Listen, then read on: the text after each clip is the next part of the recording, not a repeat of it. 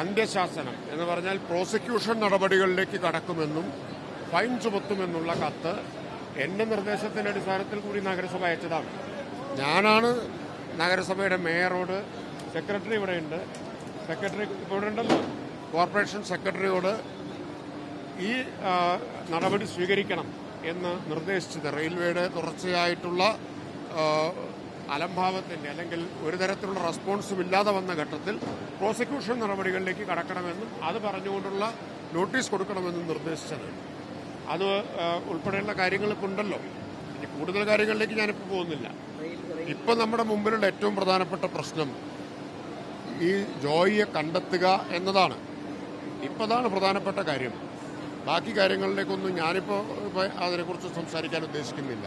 ഒരു നാട് മുഴുവൻ ഇങ്ങനെ ഉത്കണ്ഠയുടെയും ആകാംക്ഷയുടെയൊക്കെ മുൾമുനയിലാണ് അദ്ദേഹത്തിന് കണ്ടെത്തുന്നതിന് വേണ്ടിയിട്ട്. ഇപ്പം ഏറ്റവും മുമ്പ് ഗവൺമെന്റിന്റെ ഏറ്റവും പ്രധാനപ്പെട്ട പ്രയോറിറ്റി അദ്ദേഹത്തെ കണ്ടെത്തുക എന്നതാണ്.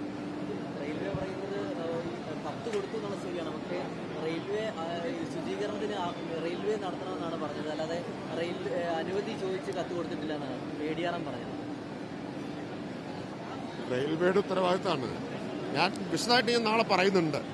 എൻ്റെ രേഖകളുണ്ട്. റെയിൽവേയുടെ ആ പ്രദേശത്ത് കോർപ്പറേഷൻ അനുമതി ചോദിച്ചിട്ടാണോ കത്ത് കൊടുക്കുക?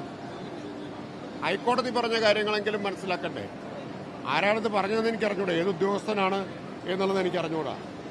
ഹൈക്കോടതി പറഞ്ഞ കാര്യമുണ്ട്, കൺട്രോളറിന്റെ ഓഡിറ്റർ ജനറൽ പറഞ്ഞ കാര്യങ്ങളുണ്ട്, രേഖകൾ അനവധിയുണ്ട്.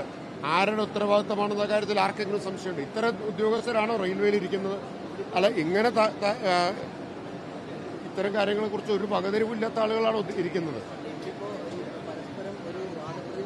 ഇത് അതുകൊണ്ടാണ് ഞാൻ പറഞ്ഞു ഇപ്പോൾ കൂടുതൽ പറയുന്നില്ല. അത് ഇപ്പോൾ ഇത് പറയേണ്ട സമയമല്ല. അപ്പോൾ അദ്ദേഹത്തെ കണ്ടെത്താനുള്ള ശ്രമമാണ് ഇപ്പോൾ നടക്കുന്നത്.